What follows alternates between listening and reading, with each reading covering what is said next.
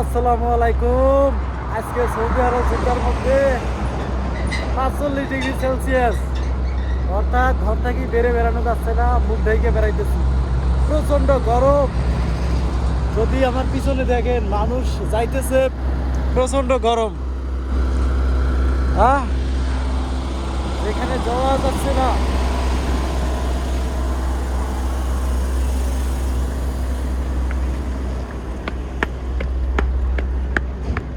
আমি যে মুখে কাপড়টা বাঁধছি সেই কাপড়টা পুরোপুরা গন্ধ করতেছে।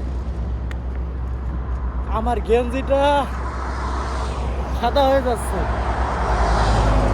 এখন আমার পায়ের যে জুতা, সে জুতা প্রচণ্ড উত্তপ্ত হচ্ছে। কিছু বলার নাই। আজকে আমার জীবনের ফার্স্ট গরম দেখা এটা। তো ভালো থাকবেন, সুস্থ থাকবেন।